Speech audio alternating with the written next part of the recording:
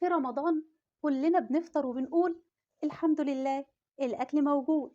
لكن بعد الفطار على طول بيحصل معانا تعب، كسل، نعاس، صداع. الغريب بقى إننا بنقول هو أنا جعان ولا إيه؟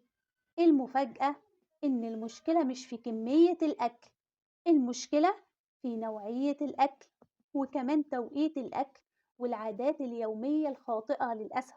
في الفيديو ده هنتكلم خطوة بخطوة وهنشرح كل سبب وإزاي نتجنب فقدان الطاقة من غير تعقيد ولا مصطلحات طبية، طريقة واقعية 100%.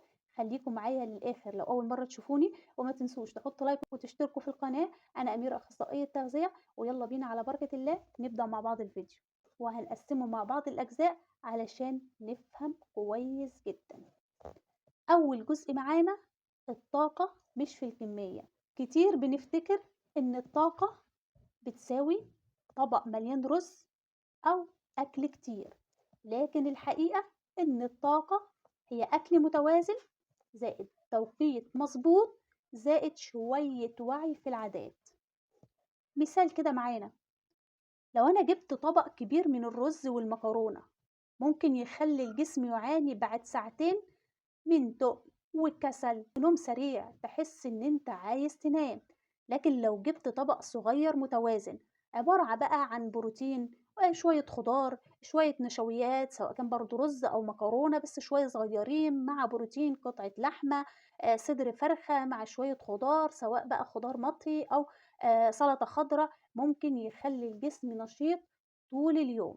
نصيحة مني، ركز على التوازن مش الكمية. الجزء التاني تقل بعد الفطار. ناس كتير بتسأل ليه عندي تقل بعد الفطار؟ التقل بعد الفطار ده شيء طبيعي لو الأكل تقيل أو أنت بتاكل بسرعة.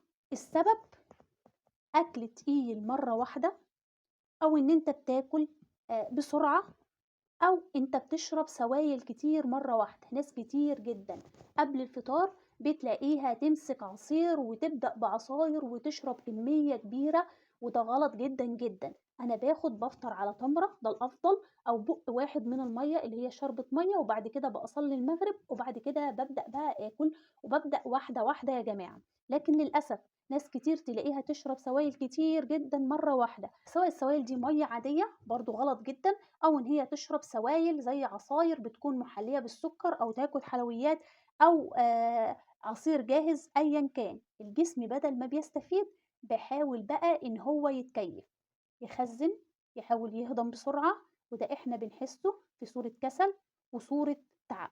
نصيحة كده، ابدأي الفطار بشوربة أو طبق خفيف، سيبي 10-15 دقيقة كده قبل ما تاخدي الطبق الرئيسي، قومي صلي فيهم المغرب.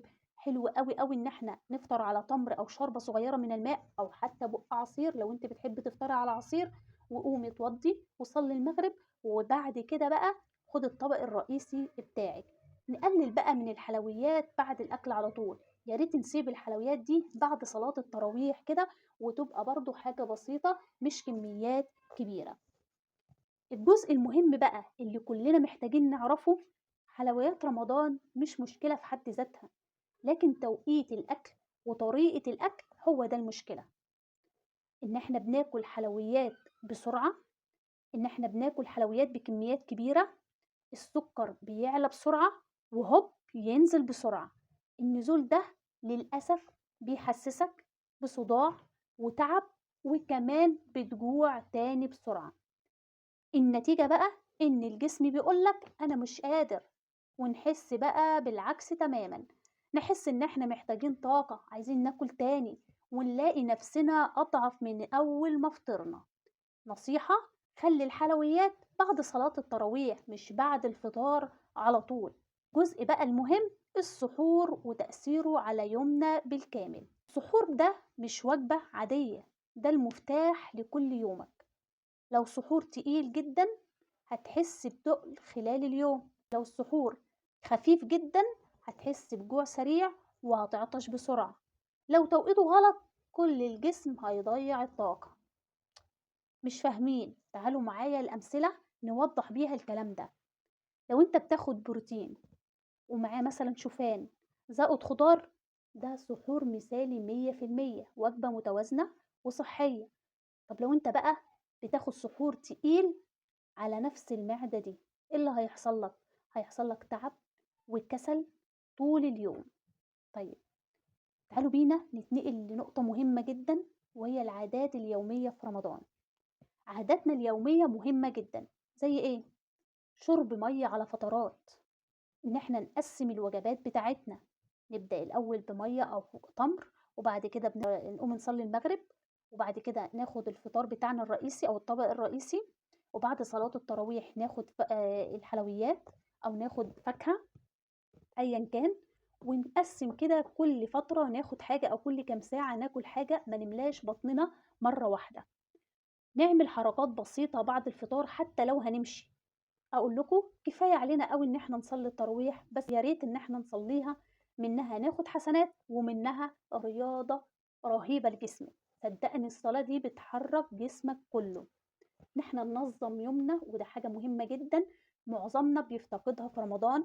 الناس للأسف نومها مش منتظم خالص خالص، تلاقيها صاحية طول الليل وتنام بقى بالنهار وتصحى على العصر، ده لو مش هي موظفة. لو موظفة تلاقيها بتروح الصبح الشغل وتفضل برضو صحيانة طول الليل وتيجي تفضل نايمة للمغرب. النوم مش منتظم، لا، لازم ان احنا ننظم النوم بتاعنا وننظم مواعيدنا. رمضان للأسف بيكشف أخطائنا. لو النوم غلط الطاقة هتروح، لو الأكل غلط الطاقة هتروح، لو الحركة معدومة الجسم هيكسل. عايزة أقول لك بقى إن لو أنت طول رمضان بتحس بجوع أو تعب، الموضوع مش في الصيام نفسه، صدقني، ولا حتى في الأكل القليل أو الأكل الكتير. المشكلة في عاداتك البسيطة اليومية وطريقة أكلك وتوقيت الأكل نفسه. ركز على السحور المناسب، ابدأ الفطار صح زي ما قلت أنا في الأول. قلل السكر في البداية، اشرب مية، اشرب مية بس على فترات، ما تشربش مية بكميات كبيرة في وقت واحد. هتلاحظ فرق كبير من أول يوم، خصوصا مع تنظيم وقتك وعاداتك في رمضان. أتمنى الفيديو يكون عجبكم، وما تنسوش لايك وشير، واللي عنده أي استفسار يسيبهولي في كومنت. دمتم في حفظ الله، والسلام عليكم.